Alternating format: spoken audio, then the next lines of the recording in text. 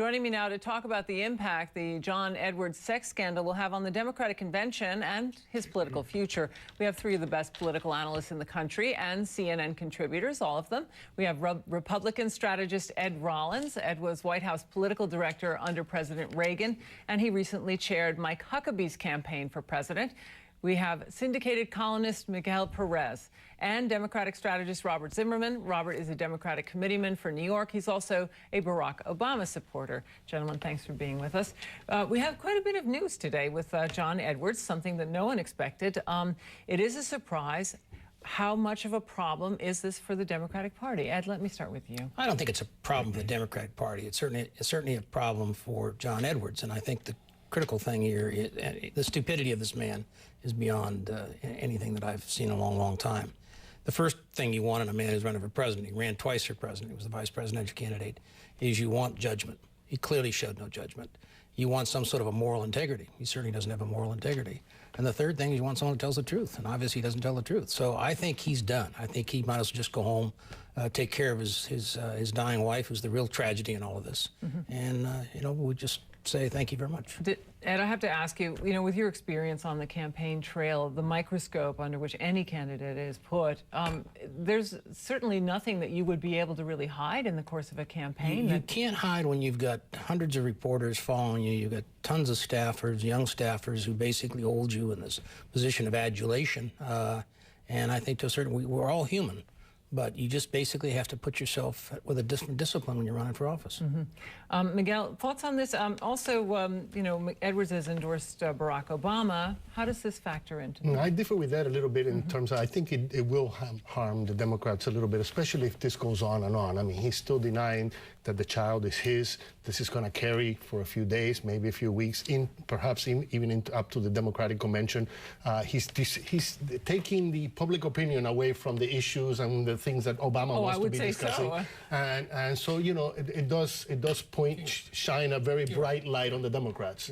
I would disagree. I don't see this as a partisan issue. This is not a scandal that's unique to one party. But I do agree with Miguel in this context, and that is that John Edwards' statement itself was a thoroughly unchivalrous statement, and it just left open more questions than it provided answers. And so from that context, this story tragically will continue. And it not only is a tragedy for his family, it's also a tragedy for so many of his supporters and so many people who share his beliefs and his views, myself amongst them. Edwards was in a unique role to, in fact, focus on poverty the way Al Gore focused on global warming. In fact, he was in Los Angeles working on a documentary to try to accomplish the same theme as an inconvenient truth. And the reality is he has now betrayed his supporters, not just his family, and destroyed all his credibility in terms of really speaking out effectively on issues. He can name the documentary Inconvenient too. Inconvenient truth too. It's a possibility. But this raises an interesting point. Although his personal life is under some criticism at this point, does it discredit all his political ideas at this point? Well, I think it discredits him as an advocate for these ideals. And in many ways, the causes he's associated with have been set back. And that is just travesty unto itself. And certainly, it's going to continue to be a problem that is going to not just confront him, but it's also going to confront so many supporters of his. They'll be discouraged. Hopefully, they'll stay active and involved and will not let their mission in political action be defined by his conduct. Miguel? Imagine if Barack Obama had already named him as his vice presidential. Yes. I mean, this guy was being named as potential attorney general or Supreme Court justice. Yes. All of this major disappointment for the Democrats. I mean, you will have to wonder what makes these guys play with fire this way. You're running for the highest office in the world. Don't you want to be Mr. Clean at least for a little while? In addition to that, this affair went on in 2006. He claims he told his wife in 2006. This was long before he began. I mean, if he did this understanding the environment he was getting into, he shouldn't have run for president. Yeah, well, that's actually the question I wanted to ask you. Does a candidate have an obligation to the public and to their party to actually come clean with anything that could be in their background that might cause a basic scandal? Obama probably would have asked him that question. Is there something in your past that's going to hurt me? You know, that's a question you ask all the vice presidential candidates. Ed has certainly been a leader in national campaigns and certainly understands, as I do from my national campaign experience.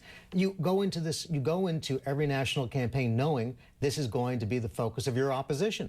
And the opposition research is going to be, in fact, most campaigns do their own opposition research on themselves just to make sure that nothing can come out. So clearly it's going to be an issue. But it goes back to Ed's point, which I think is a very important one. It's a question of character. You know, after the 2004 election, when a lot of Democrats really went after John Kerry, he was very restrained and showed enormous dignity. And unfortunately, John Edwards and many of his people also took shots at made attacks at John Kerry. And I think the Kerry people, to their credit, showed great restraint. So I think there's a real character issue here. I saw this in the 2004 race and the way Edwards conducted himself in the aftermath, and now here. Now, the other question that's really, hanging over this entire situation is, has this been in the tabloid media for quite a few months, almost a year? Is there a sort of split between mainstream press that will not push too hard on these sort of issues and the tabloid press? Just because the National Enquirer is carrying a story, that doesn't make it a lie. In this case, the mainstream media should have followed this story, and I think there's a reluctance in the mainstream media to follow the stories that are started or are pursued by the tabloid media. And in this case, the mainstream media was wrong, and the National Enquirer was right. Especially when it relates to sex. For whatever reasons, because of the Clinton issues or whatever, they don't want to go there. And it's more than sex. It's about character. And I think, here is a guy who, as a couple, and she's an extraordinary woman who obviously is going through not only the tragedy of suffering with cancer, but the great pain and anguish and humiliation that she has. Everything that she was about as a champion for women fighting cancer and what have you. It's all made it to be a hypocrisy. You see, that's the interesting point. I think ultimately what really, held off many in the mainstream media from pursuing this, and they were certainly watching it and certainly doing the research, was the fact that because of Mrs. Edwards' condition. Well, I was sort of going there, that there is a certain reticence on the part of the press to actually push too hard on that relationship, perhaps because of, and the very, very visible press conference that was held by John Edwards when he was running for president. That's right. By the same token, then you could argue that Mr. Edwards has taken advantage of that situation. That's a problem, too. Yeah. Gentlemen, should we move on to talking about some of the other issues in the campaign? We still have the issue of Senator McCain. He's launching a new attack ad on Senator Obama, talking about taxes and the middle class. How effective do you think this is? And this is a week for attack ads, it seems. Well, it's been a big week for Paris Hilton. I mean, she had the best political spot so far this season. But I think what's interesting about it is the McCain tactic has been an effective one for two reasons. First of all, the enormous free media it's generated. In fact, by running this ad on YouTube, by circulating amongst the media, every time they tell the story, they've got to re-show the ad. And I think the Obama campaign, which is a very skilled and disciplined campaign, is got to focus more on keeping the message on their attack on McCain as opposed to responding to the attacks. Right. And responding to the ad, because every time politically you respond to an ad, the media's got to show that ad yet again. Right. Oh, well, that's a fair point. Ed, thoughts on this?